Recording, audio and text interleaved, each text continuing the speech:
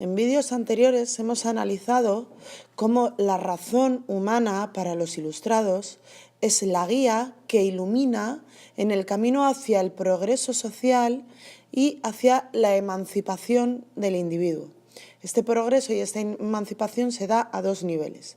A nivel material, es decir, a nivel de desarrollo científico-técnico, lo que se consigue mediante el dominio de la naturaleza, algo que es posible gracias a la ciencia, y por otro lado, a nivel intelectual y moral, lo que es posible gracias a la educación de los ciudadanos. Esto va a llevar a los ilustrados a analizar cómo debe organizarse la sociedad, ya que el desarrollo es común, el progreso es común, a pensar cómo debe organizarse la sociedad, decía, y a desarrollar entonces distintas teorías sobre el contrato social, el pacto que inauguraría la sociedad. El objetivo de desarrollar estas teorías del contrato social es sobre todo el de elaborar una crítica a la idea teocrática del poder. ¿Qué significa esto? La idea de que el poder del gobernante emanaba directamente de Dios y, por tanto, su autoridad no podía rebatirse, no podía ponerse en duda.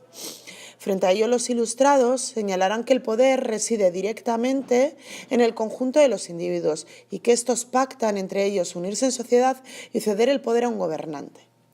Además, también tienen como objetivo señalar qué derechos naturales tenemos los individuos simplemente por ser humanos. Vemos que esto va a asentar las bases ideológicas de los posteriores manifiestos sobre los derechos humanos.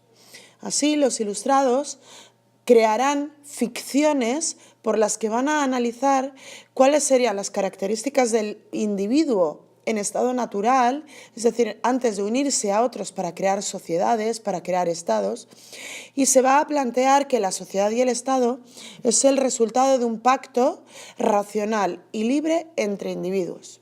Esto significa que el Estado no es nada natural, la sociedad no es natural, no es necesaria, sino que nos unimos porque queremos con otros para crear sociedades. Veamos tres de las interpretaciones más importantes que se dan sobre este pacto social durante la Ilustración. Hobbes desarrolla una teoría del contrato social que podemos denominar de sumisión. Se tratará de una legitimación del Estado absolutista. Al analizar las características del individuo en estado de naturaleza, Hobbes afirma que tenemos una serie de cualidades naturales o características naturales, y estas son las siguientes. Por un lado, dice que somos iguales, que tenemos una igualdad natural, es decir, que no hay clases ni diferencias entre individuos y que a todos nos movería lo mismo. La satisfacción de nuestros deseos y nuestras necesidades y el deseo de conservación, el instinto de conservación de nuestra vida. Esto además hace que nos encontremos en una situación de competición y desconfianza mutua entre individuos y llevaría en último término a un estado de guerra. En estado de naturaleza los individuos estaríamos en guerra constante entre nosotros. Llegará a decir que el ser humano es un hombre para el hombre, homo homini lupus. Así, no podemos hablar ni de justicia ni de moral en este estado de naturaleza previo a la socialización. Esto son categorías sociales posteriores al pacto entre individuos. Pero sí que podemos hablar de la existencia de una razón natural que permitiría que desarrolláramos lo que Hobbes llama un cálculo prudente, gracias al cual los seres humanos pactamos unirnos con otros individuos para crear así sociedades y estados.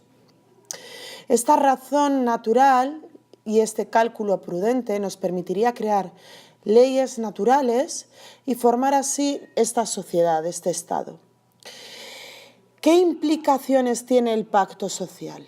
Por un lado, implica la renuncia a la igualdad y a la libertad naturales que poseemos como individuos, pero con el único objetivo de garantizar nuestra supervivencia y nuestra seguridad. Es decir, la renuncia a parte de nuestros derechos tiene que ver con la necesidad de supervivencia. La renuncia a esta libertad y a esta igualdad naturales implica el ceder de forma voluntaria el poder a un soberano, a una única figura, a un gobernante que acapararía todo este poder, llegando a tenerlo de forma absoluta e incluso monstruosa, dice Hobbes. Sin embargo, el hecho de que haya un soberano con un poder absoluto, aunque monstruoso, porque entre otras cosas tiene la legitimidad para el uso de la violencia contra los individuos en caso necesario, es necesario para garantizar la supervivencia de todos nosotros. Hobbes llama a esta figura con un poder absoluto y monstruoso el Leviatán. El Leviatán era un monstruo mitológico. Lo que va a decir es que este gobernante tiene el poder absoluto, pero no tiene legitimidad, es decir, no tiene derecho a abusar de dicho poder, porque este poder no es divino, sino el resultado de un pacto social. Y los pactos sociales pueden romperse si alguien incumple el contrato. De todos modos, veamos que lo que Hobbes está haciendo es legitimar, mediante el análisis de las características del individuo en estado de naturaleza, la necesidad de un Estado absolutista. Sin embargo, no todos los autores defenderán el absolutismo. Veamos cómo Locke, empirista y liberal inglés, defiende el Estado liberal mediante el análisis del individuo en estado de naturaleza y mediante el modo en el que se crea la sociedad. Locke afirmará que el individuo en estado de naturaleza tiene ciertos derechos, tiene ciertas características. En principio seríamos todos libres e iguales. Y además dirá Locke que todos tenemos capacidad racional, así como el derecho a la vida y, por tanto, el deber de respetar la vida de los demás. Entonces, ¿cuál es la necesidad de vivir en sociedad? ¿Por qué los individuos en estado de naturaleza pactan vivir en sociedad y, por tanto, crear un Estado? Según Locke, la razón estriba en que, al ser iguales por naturaleza, no habría ninguna figura, ningún individuo con mayor poder o autoridad sobre otro que pudiera mediar en caso de conflicto entre individuos. Así, nuestra misma igualdad y libertad naturales hacen necesarias el pacto entre individuos, hace necesario que pactemos vivir en sociedad y que el Estado se convierta en el mediador en caso de incumplir las normas naturales. Este Estado y las normas que imponga deberán estar, no obstante, acordadas por la mayoría, y los individuos que son parte de ese Estado estarían obligados a aceptarlas.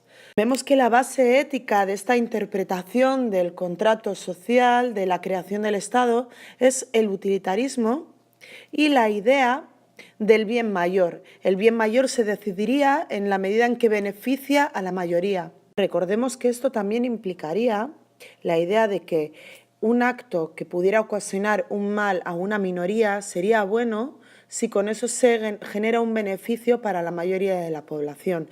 Esta es la teoría del mal menor. Por último, veamos uno de los ilustrados que más influencia tendrá en Kant, Rousseau. Rousseau desarrolla una interpretación distinta a las anteriores sobre cómo se establece el pacto social, el contrato social, y cómo es el individuo en estado de naturaleza. Como los autores anteriores, Rousseau también cree que los individuos en estado de naturaleza somos iguales, tenemos igualdad, tenemos razón, capacidad racional, y también somos libres. Pero también dirá que por naturaleza somos compasivos. Frente a Hobbes, que decía que somos egoístas por naturaleza, Rousseau afirma que somos buenos por naturaleza y que esta bondad natural nos llevaría a establecer un pacto entre individuos de colaboración y de ayuda mutua. Bien, ¿y por qué hay egoísmo? Y se puede interpretar que la sociedad de la época de Rousseau es egoísta y genera desigualdades. Por el propio desarrollo de la sociedad y de ese pacto, y sobre todo debido a la aparición o a la existencia de ciertos elementos dentro de este pacto que favorece la desigualdad, tales como la propiedad privada, la acumulación de riquezas en manos de unos pocos o la existencia de poderes despóticos. Todos estos elementos han generado egoísmo y falta de libertad en la sociedad y en los individuos, es decir, impiden el progreso de la sociedad y atentan contra la naturaleza del ser humano. Por eso es necesario, dirá Rousseau, que se cree un nuevo pacto social, un nuevo contrato entre individuos que garantice la libertad y la igualdad naturales. Este nuevo contrato social se haría sobre la base de lo que Rousseau llama la voluntad general. ¿Qué significa esto? Que el individuo unido a otro solo obedecerá a las normas que racionalmente acepte, es decir, que sepa que son buenas para él y para los demás. El interés común surgiría directamente del pueblo. Así, Rousseau está sentando las bases de un ideal de comunidad unida a nivel social, moral, pero también político. Y esta idea de autonomía racional del individuo, que es capaz de darse a sí mismo leyes que sabe que son buenas en sí mismas para él y para otros, será tomada por Kant y le ayudará a desarrollar su teoría ética, como veremos.